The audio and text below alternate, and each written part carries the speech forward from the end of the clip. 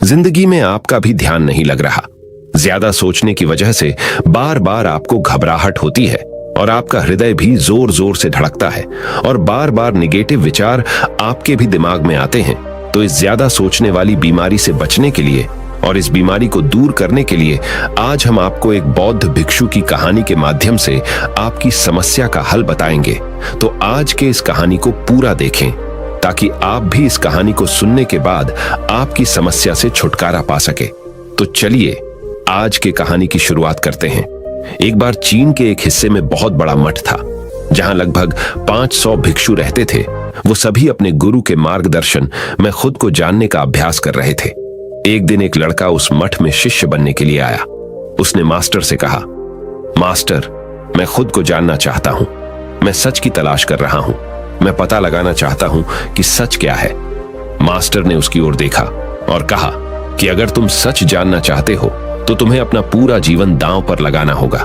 सच को जानने में तुम्हारा पूरा जीवन लग सकता है, फिर भी इस बात की गारंटी नहीं है कि तुम्हें इस जीवन काल में सच का पता लगेगा या नहीं। क्या तुम इसके लिए तैयार हो? शिष्य ने कहा। मास्टर, मैं यहां पीछे मुड़ने के लिए नहीं आया हूं, मैं इसके लिए तैयार हूं। गुरु ने कहा, अगर ऐसा है तुम एक काम करो, इस मठ में 500 भिक्षु है, तुम उनके लिए चावल कूटने का काम करो। बस सुबह से शाम तक चावल कूटने का ही काम करो और जब तुम थक जाओ तो सोने चले जाओ।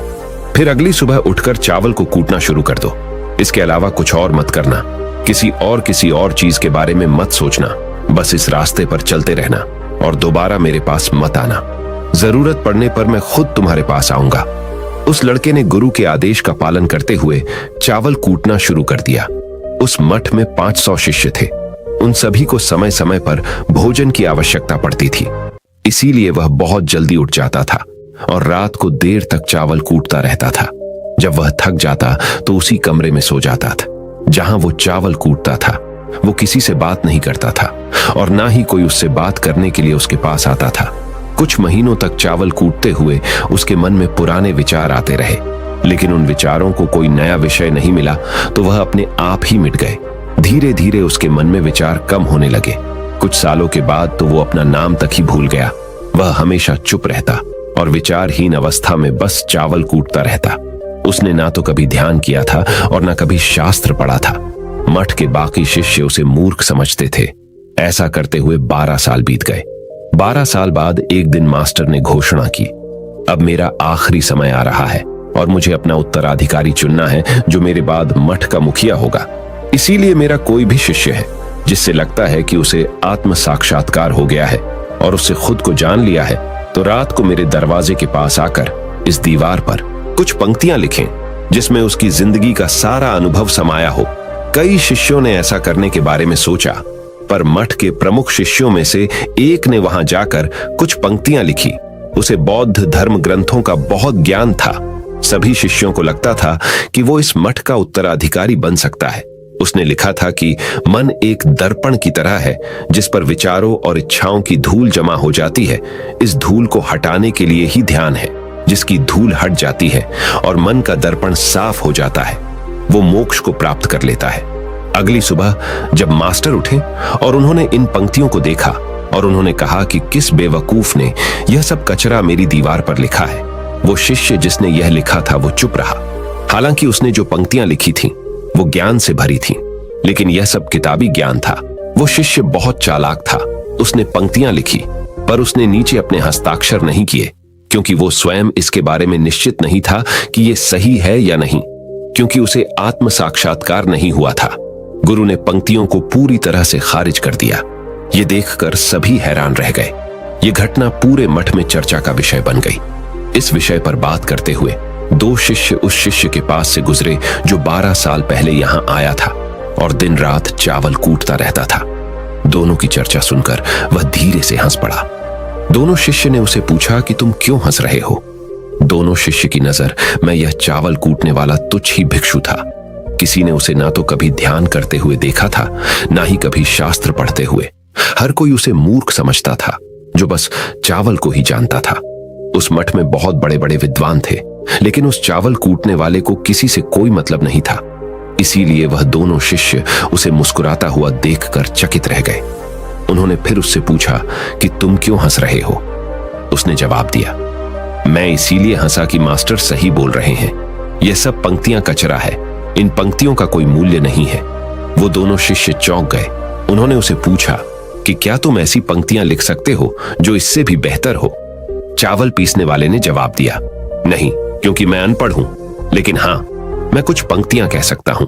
अगर तुमने उन पंक्तियों को तुम लिख सकते हो तो मैं तुम्हारे साथ जाने के लिए तैयार हूं। उन दोनों शिष्यों ने कहा, ठीक है। वे मास्टर के कमरे के पास गए और चावल कूटने वाले ने कुछ पंक्तियां बोली और दूसरे शिष्य ने उस दीवार पर लिख दिया और उन पंक्तियों के नीचे लिख दिया कि चावल कूटने वाला। उन्हें लगा कि मास्टर इस पर भी गुस्सा करेंगे।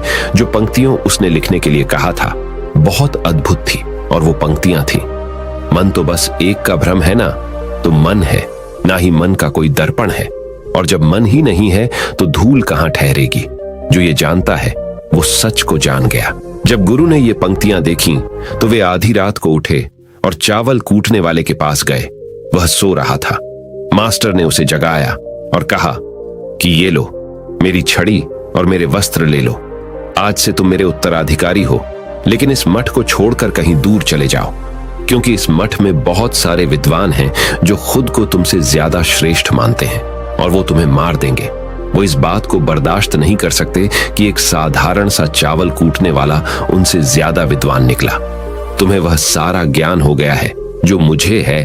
तुम्हें यह सारा ज्ञान चावल कूटते कूटते हुआ है, और मुझे पता है कि तुम जहां भी जाओगे लोग तुम्हारे पास आने लगेंगे, क्योंकि जब कोई फूल खिलता है तो उसकी महक हर तरफ फैलने लगती है। उसने अपने गुरु के पैर छुए और रात को ही वहां से चला गया। अगर हम अपनी जिंदगी में देखें तो पाएंगे बहुत से लोग सोचते हैं कि ध्यान केवल एक ही जगह बैठकर आंखें बंद कर कर ही किया जा सकता है, लेकिन हकीकत में ऐसा नहीं है। ध्यान तो चलते चलते भी किया जा सकता है, अपना कुछ काम करते हुए भी ध्यान किया जा सकता है। असल में ध्यान का मतलब यह है कि आप जो भी काम कर रहे हैं उसे अपनी शिद्दत से करें कि आपको आपके शरीर का ख्याल भी ना रहे। बिल्कुल उस चावल पीसने वाले की तरह जो चावल कूटने में इतना मग्न हो गया कि उसको खुद का कोई ख्याल ही नहीं रहा। उसने चावल कूटते हुए ही उसने आत्म साक्षात्कार प्राप्त कर लिया। हर समय वर्तमान में रहना और कुछ नहीं सोचना। मन तब तक ही है जब तक विचार है। जब विचार ही नहीं रहेंगे तो मन भी गायब हो जाएगा। जब मन ही नहीं रहेगा तभी तुम अपने आप को अच्छे से जान पाओगे। असल में हमें अपने वास्तविक रूप को जानने के लिए कोई अन्य साधना करने की आवश्यकता नहीं है। हम जो कुछ भी कर रहे हैं बस उसमें हमें पूरी तरह से खो जाने की जरूरत है। अपने काम में इस कदर से लीन हो जाओ कि आपका काम भी ध्यान बन जाए। ज्यादा सोचने वाले लोगों के लिए दूसरी रहस्यमयी कहानी अब हम आपको बताएंगे। तो चलिए कहानी की शुरुआत करते हैं। एक गांव में एक आदमी रहता था जो ताले तोड़ने के मामले में एक्सपर्ट था। यानी कि जहां कहीं भी ताले तोड़ने की बात आती थी या लॉक को खोलने की बात आती थी तो उसका नाम सबसे पहले लिया जाता था। एक दिन कुछ समझदार लोगों ने उसकी परीक्षा लेनी चाहिए और उसको बता दिया गया कि आपको इस जगह पर इस तारीख को आना है और ताले को तोड़ना है। जब वह समय के अनुसार तय दिनांक को वहां पहुंच गया तो उसको प्रतियोगिता के नियम समझा दिए गए। आपको एक बॉक्स में बिठा दिया जाएगा और उस बॉक्स को पानी में उतार दिया जाएगा। आपको ताला खोलकर बाहर आना होगा। इस बीच आपको लगता है कि लॉक आपसे नहीं खुल पाएगा तो आप इमरजेंसी बटन को दबा सकते हैं और ऊपर आ सकते हैं, लेकिन आप प्रतियोगिता में हार जाएंगे। उसने सभी नियमों की हां कर दी और पानी में चला गया। जैसे ही वह पानी में पहुंचा तो उसने जेब में से एक तार निकाला और लॉक को खोलने की कोशिश करने लगा। 4 से 5 बार कोशिश करने के बाद वह बार बार विफल हो रहा था, लेकिन उससे लॉक नहीं खुल रहा था। अब ज्यादा समय तक पानी में रहना उसके लिए और भी मुश्किल था, क्योंकि सांस रोकना आसान नहीं था।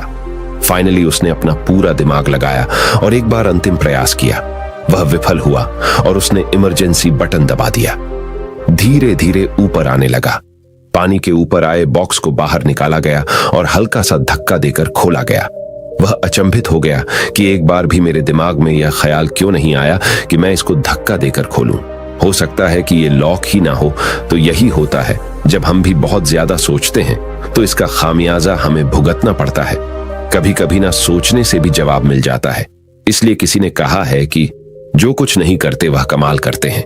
जी हाँ दोस्तों, यह बात बिल्कुल सही है।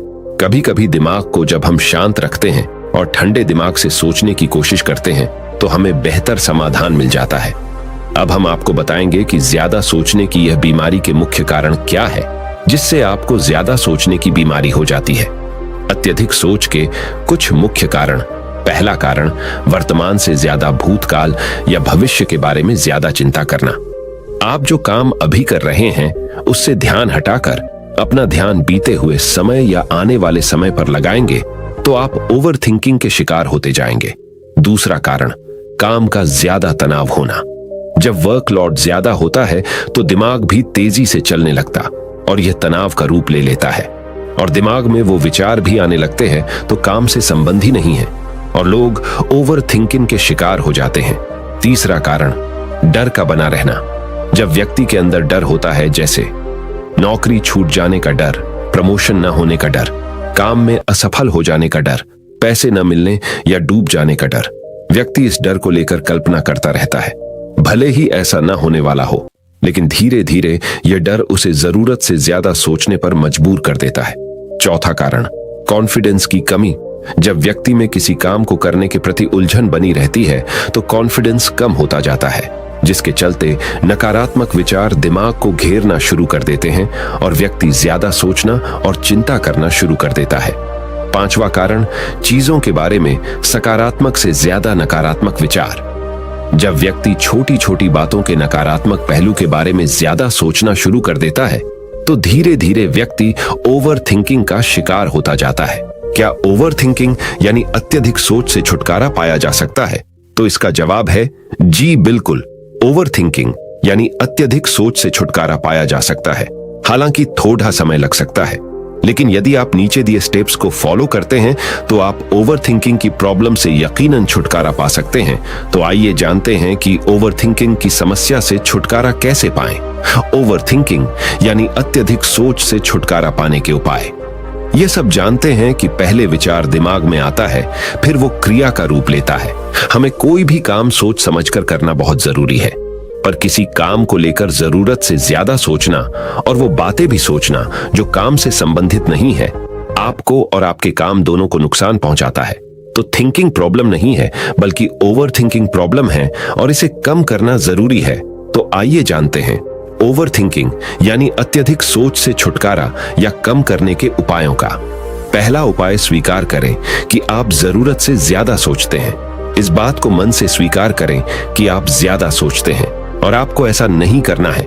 जब आप इस बात को स्वीकार कर लेंगे तो आप इससे छुटकारा पाने के लिए अपने आप को तैयार कर लेंगे। आप ओवर थिंकिंग को लेकर जागरूक हो जाएंगे। जब भी आपको लगे कि दिमाग में फालतू विचार चल रहे हैं, तुरंत उसे वहीं रोक दो और ये सोचना शुरू करो कि आपने सोचना कहां से शुरू किया था। तब आपको मालूम होता जाएगा कि आप कितनी फालतू की बातें सोचकर अपना समय और शक्ति बर्बाद कर रहे हैं। दूसरा उपाय, हमेशा सकारात्मक सोचने की कोशिश करें। क्या गलत हो सकता है कि जगह क्या अच्छा हो सकता है। सोचें। नकारात्मक विचार डराते हैं और आपका दिमाग चिंता से दौड़ने लगता है। जब आप उन नकारात्मक चीजों पर ध्यान केंद्रित करने लगते हैं जो कहीं हो गई, तो तब आप दिमाग के गुलाम हो जाते हैं। लेकिन जब आप सकारात्मक रूप से सोचते हैं तो दिमाग आपका गुलाम होता है। सकारात्मक रहने का मतलब यह नहीं है कि आप चीजों के सिर्फ एक पहलू को देखें, बल्कि सही और गलत दोनों पहलुओं को देखना जरूरी है। पर केवल नकारात्मक सोचना या ज्यादा नकारात्मक विचार आपको अनुचित सोचने पर मजबूर कर देते हैं। तीसरा उपाय, योग, ध्यान और व्यायाम करें। योग, ध्यान और व्यायाम मस्तिष्क और शरीर को स्वस्थ रखते हैं। ध्यान काफी लाभदायक है, इसे अपने जीवन का हिस्सा बनाएं। चौथा उपाय, वर्तमान क्षण में जीने की कोशिश करो। कभी कभी लोग बीती हुई बातों या घटना के बारे में ही सोचते रहते हैं और तनाव में आ जाते हैं। इसी प्रकार जो समय आने वाला है उसे लेकर भी इतनी चिंता करते हैं कि तनाव में रहते हैं। तनाव में दिमाग हावी हो जाता है और फालतू बातें सोचने लगता है। जो समय बीत गया है उससे सीख लो, जो आने वाला है उसकी तैयारी करो। लेकिन यह आप तभी कर सकते हैं जब आप वर्तमान में रहें। इसलिए आप जो अभी कर रहे हैं तो पूरा ध्यान उसी पर लगाओ। पांचवा उपाय, जो बात आपको परेशान कर रही है उसे लिख लें।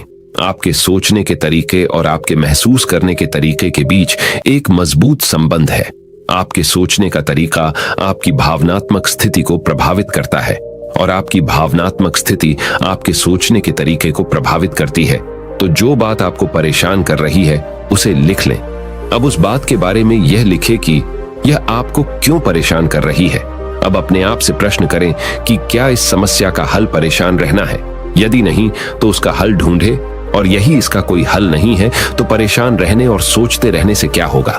जब धीरे धीरे आप ऐसे करेंगे तो इस चीज की आपको आदत पड़ी ढहती जाएगी और आप अनावश्यक सोचना बंद कर देंगे। छठा उपाय, अपनी भावनाओं का नियंत्रण रखो। भावनाओं पर नियंत्रण रखने का मतलब यह बिल्कुल भी नहीं है कि आप अपनी भावनाओं को दबाएं, लेकिन आपको अपनी भावनाओं पर नियंत्रण रखना होगा। जब आप अपनी भावनाओं पर नियंत्रण रखते हैं तो हकीकत को देख पाते हैं।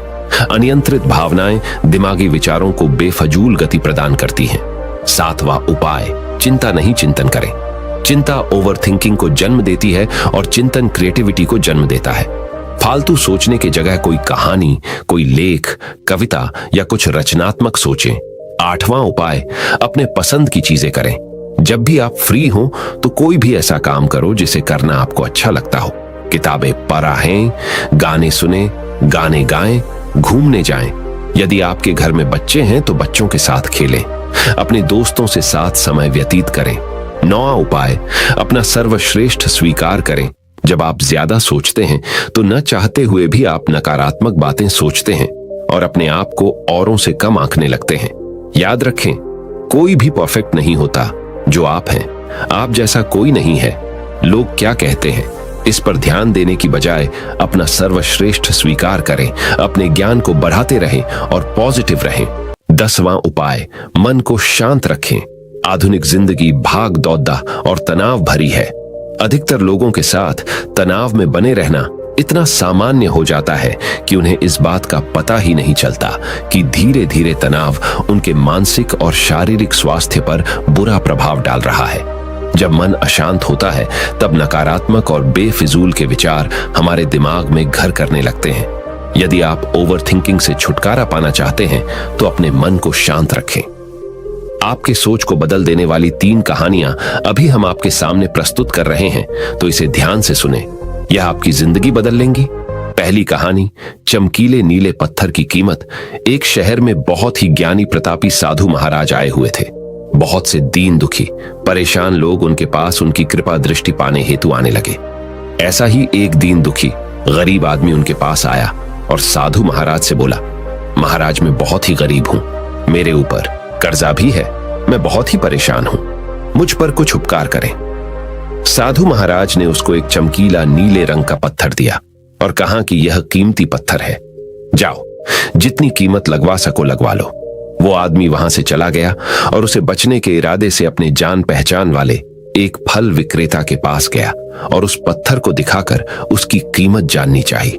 फल विक्रेता बोला, मुझे लगता है ये नीला शीशा है, महात्मा ने तुम्हें ऐसे ही दे दिया है। हाँ, यह सुंदर और चमकदार दिखता है, तुम मुझे दे दो, इसके मैं तुम्हें 1000 रुपए दे दूंगा। वो आदमी निराश होकर अपने एक अन्य जान पहचान वाले के पास गया जो कि एक बर्तनों का व्यापारी था। उनसे उस व्यापारी को भी वो पत्थर दिखाया और उसे बेचने के लिए उसकी कीमत जाननी चाहिए। बर्तनों का व्यापारी बोला, यह पत्थर कोई विशेष रत्न है, मैं इसके तुम्हें 10,000 रुपए दे दूंगा। वह आदमी सोचने लगा कि इसकी कीमत और भी अधिक होगी और यह सोच वो वहां से चला आया। उस आदमी ने इस पत्थर को अब एक सुनार को दिखाया। सुनार ने उस पत्थर को ध्यान से देखा और बोला, यह काफी कीमती है, इसके मैं तुम्हें 1 लाख रुपये दे दूंगा। वो आदमी अब समझ गया था कि यह बहुत अमूल्य है। उसने सोचा, क्यों ना मैं इसे हीरे के व्यापारी को दिखाऊं। यह सोच वो शहर के सबसे बड़े हीरे के व्यापारी के पास गया। उस हीरे के व्यापारी ने जब वो पत्थर देखा तो देखता रह गया। चौंकने वाले भाव उसके चेहरे पर दिखने लगे।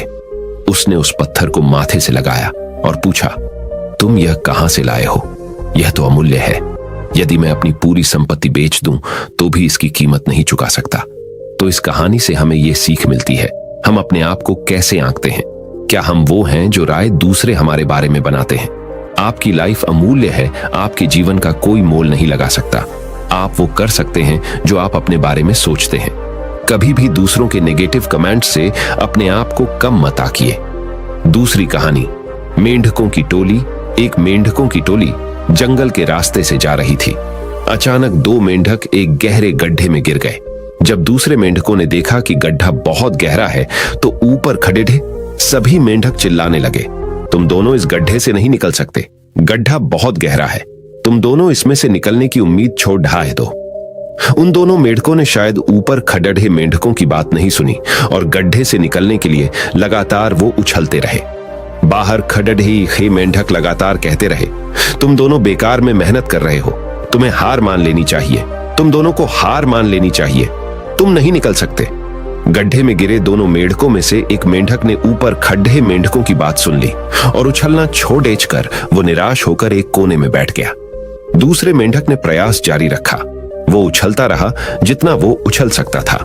बाहर खड़े सभी मेंढक लगातार कह रहे थे कि तुम्हें हार मान लेनी चाहिए, पर वो मेंढक शायद उनकी बात नहीं सुन पा रहा था और उछलता रहा और काफी कोशिशों के बाद वो बाहर आ गया। दूसरे मेंढकों ने कहा, क्या तुमने हमारी बात नहीं सुनी? उस मेंढक ने इशारा करके बताया कि वो उनकी बात नहीं सुन सकता क्योंकि वो बहरा है, सुन नहीं सकता, इसलिए वो किसी की भी बात नहीं सुन पाया। वो तो यह सोच रहा था कि सभी उसका उत्साह बढ़ा रहे हैं। इस कहानी से हमें यह सीख मिलती है कि 1. जब भी हम बोलते हैं उनका प्रभाव लोगों पर पेड़िहाता है, इसलिए हमेशा सकारात्मक बोलें। 2. लोग चाहें जो भी कहें, आप अपने आप पर पूरा विश्वास रखें और सकारात्मक सोचें। 3. कार्य ही मेहनत, अपने ऊपर विश्वास और सकारात्मक सोच से ही हमें सफलता मिलती है। तीसरी कहानी, चील और मुर्गी। एक जंगल में बरगद का पेड़ था। उस पेड़ के ऊपर एक चील घोंसला बनाकर रहती थी जहां उसने अंडे दे रखे थे। उसी पेड़ के नीचे एक जंगली मुर्गी ने भी अंडे दे रखे थे। एक दिन उस चील के अंडों में से एक अंडा नीचे गिरा और मुर्गी के अंडों में जाकर मिल गया। समय बीता, अंडा फूटा और चील का बच्चा उस अंडे से निकला और वह यह सोचते बड़ा हुआ कि वो एक मुर्गी है। वो मुर्गी के बाकी बच्चों के साथ बढ़ा हुआ। वह उन्हीं कामों को करता जिन्हें एक मुर्गी करती है। वो मुर्गी की तरह ही कुड्डाता, जमीन खोद कर दाने चुगता और वो इतना ही ऊंचा उड़द डाह पाता जितना कि एक मुर्गी उड़द डाहती है। एक दिन उसने आसमान में एक चील को देखा जो बड़ी शान से उड़द डाह रही थी। उसने अपनी मुर्गी मां से पूछा कि उस चिड़िया का क्या नाम है जो इतना ऊंचा बड़ी शान से उड़द डाह रही है। मुर्गी ने जवाब दिया, वह एक चील है। फिर चील के बच्चे ने पूछा, मां, मैं इतना ऊंचा क्यों नहीं उड़ पाता? मुर्गी बोली, तुम इतना ऊंचा नहीं उड़ सकते क्योंकि तुम एक मुर्गे हो। उसने मुर्गी की बात मान ली और मुर्गे की जिंदगी जीता हुआ एक दिन मर गया। इस कहानी से हमें यह सीख मिलती है कि जो भी हम सोचते हैं या कुछ नया करने की कोशिश करते हैं तो दूसरे हमें यह कहकर रोकते हैं कि तुम ऐसा नहीं कर सकते, ऐसा नहीं हो सकता, और हम अपना इरादा यह सोचकर बदल लेते हैं कि वाकई मैं यह नहीं कर सकता और हार मान लेते हैं। इसका मुख्य कारण है अपने ऊपर भरोसा न होना, अपनी शक्तियों पर भरोसा न होना, अपने काम पर भरोसा न होना। दोस्तों, जो लोग कहते हैं कहने दीजिए, लोगों का काम है कहना। अपने आप पर भरोसा रखें, अपने आप को पहचानें। दोस्तों, अगर जीत निश्चित हो तो कायर भी LDDH जाते हैं। बहादुर वो कहलाते हैं जो हार निश्चित हो फिर भी मैदान नहीं छोड़ डाहते। मित्रों, उम्मीद करता हूं कि आपको इन 3 कहानियों से अपनी सोच को बदल लेने में मदद मिली होगी और आपको अपने ज्यादा सोचने वाली समस्या से छुटकारा पाने के उपाय भी इस वीडियो के माध्यम से आपको मिले होंगे। इस वीडियो से आपको कुछ सीखने को मिला हो तो इस वीडियो को अपने दोस्तों के साथ जितना हो सके उतना शेयर कीजिए और इस वीडियो के एक लाइक कीजिए और हमारे चैनल को सब्सक्राइब